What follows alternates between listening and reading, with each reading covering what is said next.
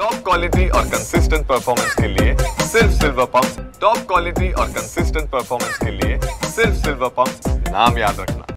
संतोष देशमुख खून प्रकरणाची आजची 7वी सुनावणी बीडच्या विशेष न्यायालयामध्ये पार पडणार आहे आणि यासाठी धनंजय देशमुख दाखल झालेत। आपल्यासोबत धनंजय देशमुख आहेत।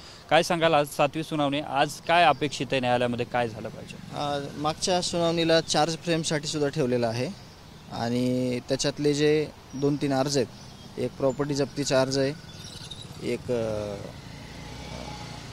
निर्दोष मुक्तीचा अर्ज आहे, त्याच्यावर आज ऑर्डर होणार आहे।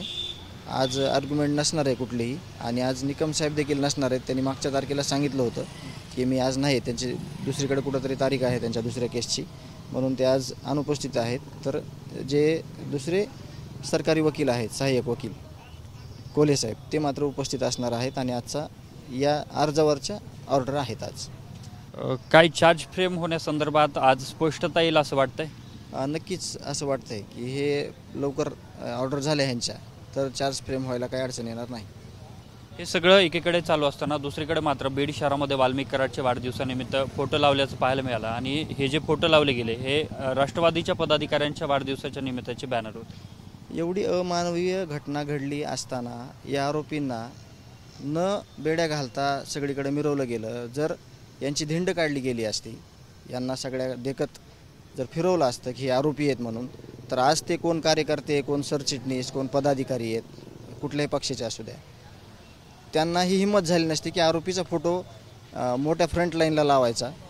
आणि ही चूक ह्यांची दिंड न काढल्यामुळं झालेलं आहे। तसंच आणि फक्त वरवर म्हणायचं की न्याय मिळाला पाहिजे, फाशी झाली पाहिजे आणि नेत्या लोकांनी त्याच्यावर असा स्पष्ट मोठा फोटो लावायचा, हे अतिशय म्हणजे लोकांना सगळं समजतंय की तुमची भूमिका काय आहे। तुमची भूमिका ही आरोपीला समर्थनाची आहे हे यातून कालच्या प्रकरणातून कळतं आणि ते 7 जूनला लावलेलं बॅनर आहे।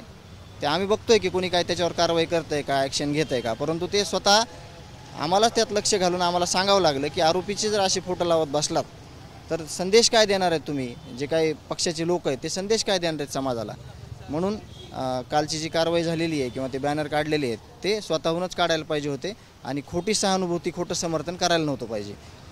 नक्कीच आता तुम्ही आंदोलनाचा इशारा सुद्धा दिला होता, मात्र आंदोलन तुम्ही मागे घेतलंय, पुढे कधी आंदोलन असणार आहे? गावकरी आणि आम्ही बसून ज्यावेळेस हे जे आरोपी आहेत, म्हणजे जेल प्रशासनामध्ये ह्यांना ज्या सुविधा मिळाल्या होत्या मागच्या वेळेस, काही बदल्याही झालेल्या आहेत तिथल्या अधिकाऱ्यांच्या, तर गावकरी आणि आम्ही मिळून ठरवू की ह्या आरोपींना कुठं पाठवायचं किंवा आमची काय मागणी आहे त्याच्यात प्रामुख्यानं असेल नमूद केलेलं। आणि कृष्ण आंधळे हा जो फरार आरोपी आहे त्याला लवकरात लवकर हजर करा अशी आमची प्रमुख मागणी आहे आणि आम्ही त्यासाठी गावकरी आणि आम्ही विचारविनिमय करून आम्ही पुढची आंदोलन कधी करायचं आहे त्याची आम्ही नक्कीच तारीख ठरवणार आहोत।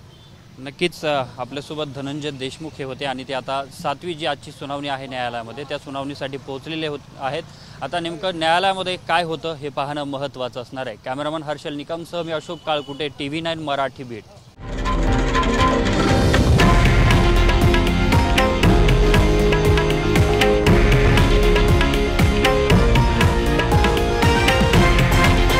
हे आहे देशातील नंबर 1 न्यूज नेटवर्क आणि आपण पाहत आहात TV9 मराठी, एकमेव।